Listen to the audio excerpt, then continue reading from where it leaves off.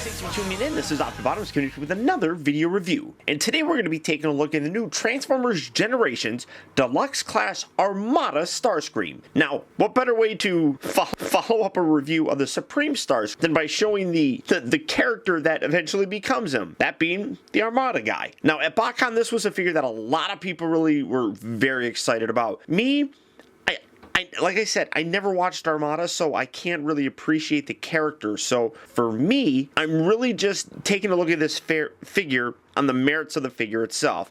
And from what I've seen, he reminds me a lot of the Legend class animated Starscream. The transformation looks exactly the same. We'll see. But as you can see, it does come with the IDW packaging, or comic book, I should say. Hopefully that's actually a comic that features this character, because a lot of the comics haven't. Come around to the side, you see Series 2, figure number 11. You got the clamshell on the bottom. You got other figures such as Skywarp and Autobot Scoop available. You come around here to the back. You got his technical data, his Cybertronian jet fighter mode, as well as his robot mode. Comes with 2 swords and a little bit of a read-up on him, saying, disrespected by Megatron one too many times, Starscream decides to turn on the Decepticon leader. He once fought to earn honor in the eyes of the tyrant. Now, he will stop at nothing to earn his revenge. And I think that's when he decides to use the Omega Lock to become Supreme Starscream and enhance his power. But there you have it. You see the transformation level is, well, you can't see it. It's a level 2 transformation. So fairly simple transformation on this as well. But this entire wave, I'm really meh about. So I'm curious to see how this guy turns out. But that's it for the packaging. So without further ado, let's get him open and see how cool he actually is. Alright guys, so here we have Armada Starscream opened up and out of its packaging. And yeah, for the most part, this guy reminds me a lot of the Legend animated Starscream. He transforms very similarly. But what I will say is I actually like this a whole lot more than I like that. I have no intention of taking this and throwing him in a garbage disposal, for example.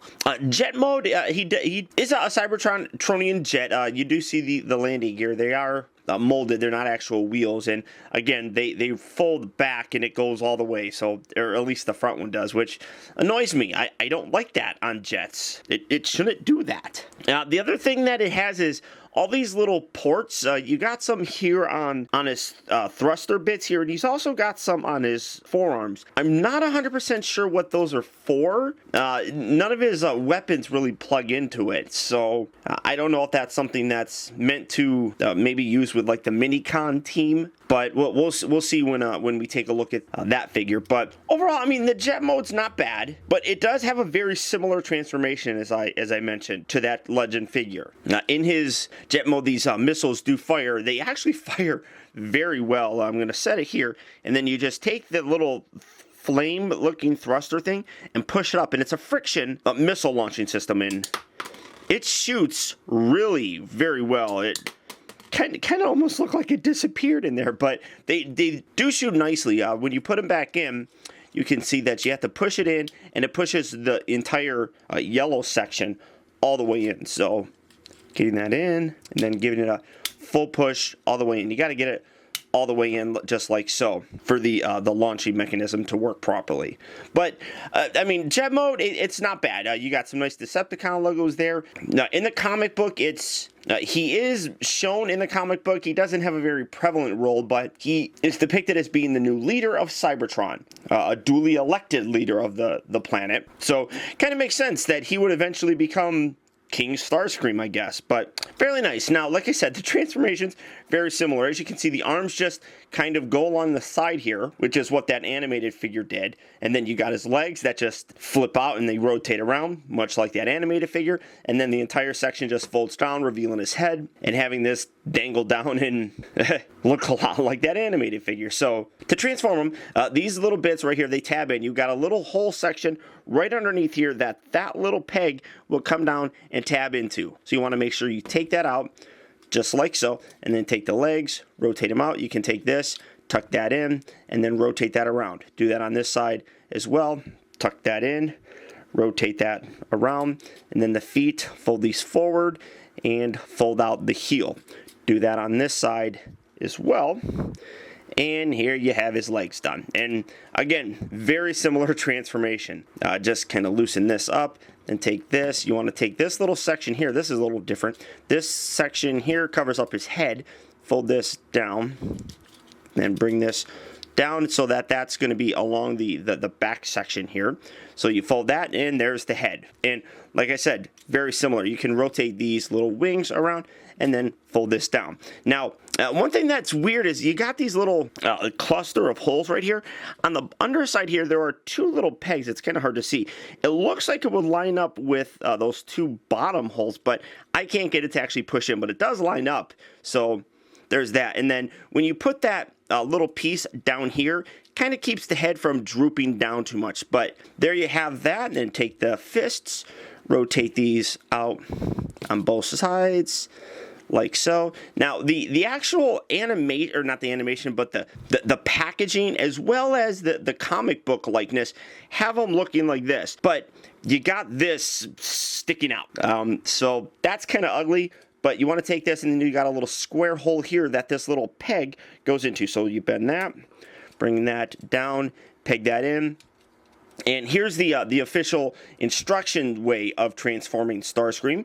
And doing so gets him into his robot mode. And as I said, I don't have any sort of attachment to this character. So I'm just basing my opinion on how the figure is. And honestly, I'm a lot more surprised about this than I thought I would be. He's actually a pretty good figure. Now, if you have an actual attachment to the character, you're probably going to like him that much more. But for me, as I said, I never watched the show, so I can't really give all that much of a, I guess, opinion on him in terms of a character reference. Now, he does, like you could see, have a very simple transformation, which I'm sure a lot of people are a little about. I mean, it is what we're supposed to be getting with some figures, but the Generations one, we're supposed to have a little bit more of a complicated transformation still. Yet this guy really still only has like maybe 9 steps in his transformation. That's not too bad though. Now, like I said, if you choose to leave this up and over, and there's actually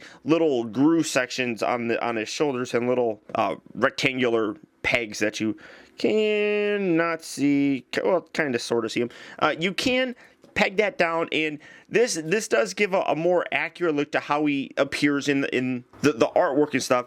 But I just really don't like that whole back thing. You can bring these up and use that to actually fire his missiles. And again, they really look like they disappear into the background until they reappear up here. But I mean, and then they're floppy at this point. But in shooting them, you can collapse him in more, I guess, so he doesn't have as big of a backpack. It's a cool gimmick. I do like it. I think that the spring, or the lack of springs, really is a nice touch. I love what they're doing with the friction missiles. Very, very cool. It really eliminates some of the gimmick need, I guess. Now, he does come with a couple extra accessories. On the back here, you can see that he's got this orange translucent bit. These actually pop out, and well, the whole thing detaches. There we go. Just pull that out. It just hooks on there. Yeah, it just hooks on there. But wait a while, that's kind of annoying that it doesn't even stay on there now. Oh, okay, there we go. And then you fold them out, and you have swords for them. And doing that on this side as well. I love the storage on here, and actually the way that it's molded, you can see how it's molded in the shape of the actual swords, which is really nice. You got hollow legs here, but that's not too bad. Come around here, then you just straighten these out, stick them in his hands, and he's got little energon swords, I suppose, as his weapons.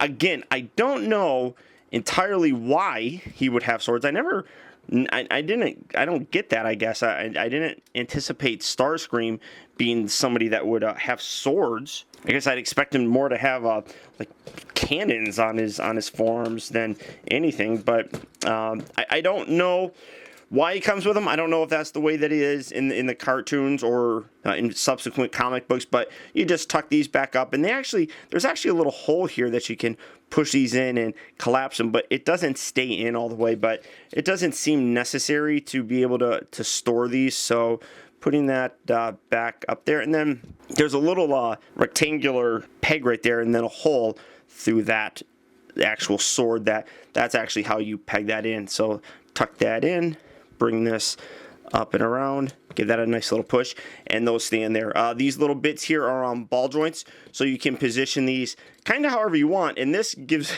a little bit more of an animated Starscream look, I guess, with the wings up like that. For his articulation, the head is on a ball joint, but when you lift it up, this entire piece comes up. So that kind of sucks. Really good light piping on them, really nice.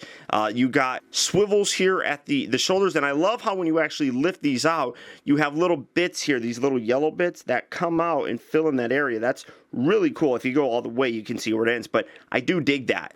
That's a really nice touch. And then they rotate at the shoulder, they rotate at the upper part of the bicep, bend here at the elbow. I guess you could say that the wrist is articulated. They just go in and out as part of the transformation.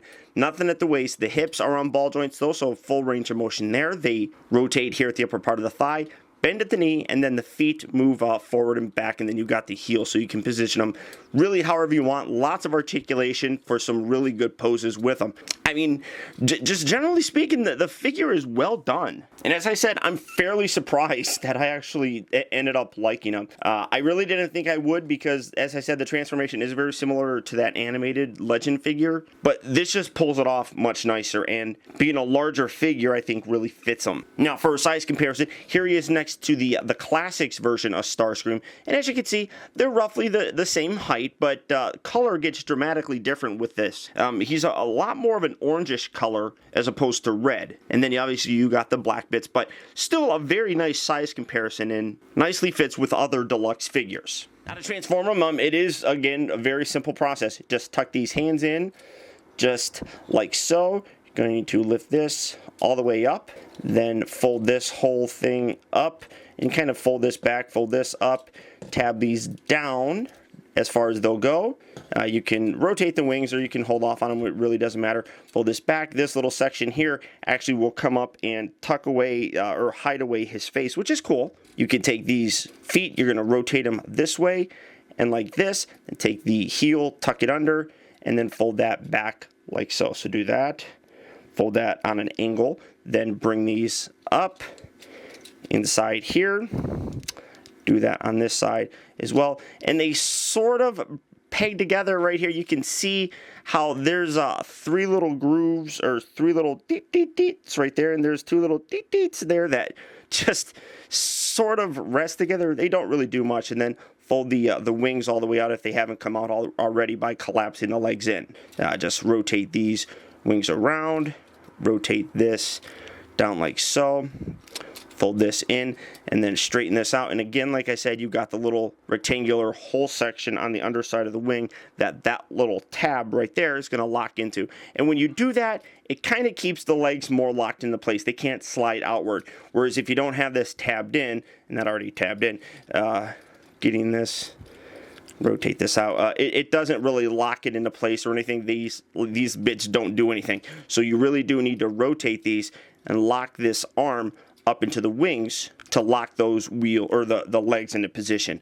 But once you do, there you have Starscream back in his jet mode. But honestly, a much better figure than I initially thought it was going to be. And really, a very good argument for not judging things until you actually have them in your hands. I was all set to write this figure off completely based on my previous experience with a Legend figure. And I'm glad that I didn't. This guy is really nicely done. While the transformation is the same, it's actually a pretty enjoyable thing to do with this guy. Jet mode, he looks really very nice. The colors just look real cool on him, and as I said, if you are a fan of the character, you're probably going to appreciate this a whole lot more. The robot mode really looks good as well. The only thing that he doesn't have that I wish he did have would be the more common Starscream weapon, that being the arm cannons. But as I said, I'm not familiar with the character and if he actually had those in the show. So if he didn't, I can't really complain about it. So taking it for what it is, I really like it. and would highly recommend picking him up to anybody who is interested in the character and just having a fun toy in general. So if you are interested in picking this guy up,